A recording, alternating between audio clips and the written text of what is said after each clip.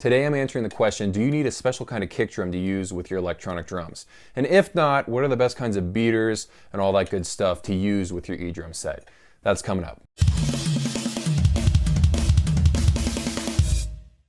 What's up guys, Justin Greenwald here. Welcome to 65 Drums. This is the place to keep on top of all things E-drum related, so subscribe if you haven't already. Today I'm talking about the best pedals and beaters and all that stuff to use with your electronic drum set. I got a question and someone asked, is there a special kind of pedal you need to use with your electronic kick drum? The answer is no, there is no special kick drum pedal to use with electronic drums. They're pretty much all the same. The only difference comes in the beater type. So as we all know, there's a couple different kinds of beaters out there. You've got these felt beaters. This is like the classic kick drum beater right here. And then you also have like this DW thing where you have a combination where it's a felt beater on this side and then you've got the plastic beater on this side. What we've learned in the electronic drum community is that it's best to stay with plastic. What happens when you have a mesh kick drum is the felt acts like sandpaper against this mesh right here. And it just wears and wears and wears, and after you just play it for a long enough period of time, eventually you'll go through your mesh kick drum head. So the best way is, if you're using like a double-sided one like this, just turn it around and use the plastic part of the kick drum beater. Very, very simple fix.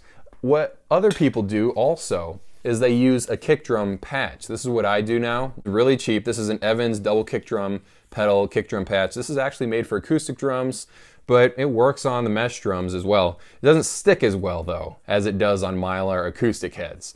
You just stick this right here, and so now there's an extra safety net against your kick drum beater when it hits the mesh kick drum. I also need to mention, I know not all kick drums are made of mesh. If you're using a rubber kick drum, it's just like a hockey puck, it's just a piece of rubber, you don't need to worry so much about this. I don't think that a felt kick drum beater will do much damage to rubber at all. Mesh is a little bit of a different story. It's a little bit more delicate. If you do have a mesh kick drum, just try to stick to using plastic kick drum beaters. And if you want an extra little bit of safety, use this, because it will make your kick drum mesh head last longer. I want to mention something I found with the Roland kick drum beater.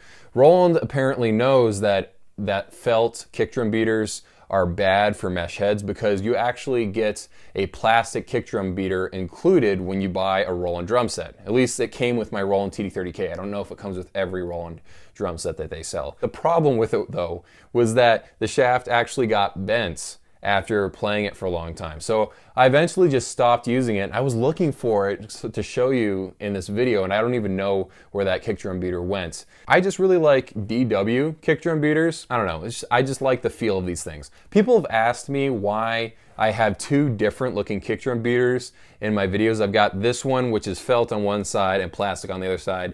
And then I have another kick drum beater, which basically is plastic on both sides. And this part of it is a red type of plastic and this part is black. It's just weird how they're in a combo like that. And so I ended up having two D-drum kick drum beaters that just didn't match. It doesn't bother me as much. Although I do know some people, it really does bother them if anything doesn't match. One other quick thing to mention is that if you're using a kick drum beater that's got like a flat headpiece, that's not the greatest thing to use with your electronic drums. There's the potential for the head to turn sideways. Kick drums that come with this beater type are trick pedals and Iron Cobra, the older Iron Cobra ones like the ones I had. And what happened was I was playing drums one day, just playing along, having fun, and then slowly but surely it tilted sideways. It just spun sideways because I hadn't tightened the lug nut or whatever it was that holds this in place.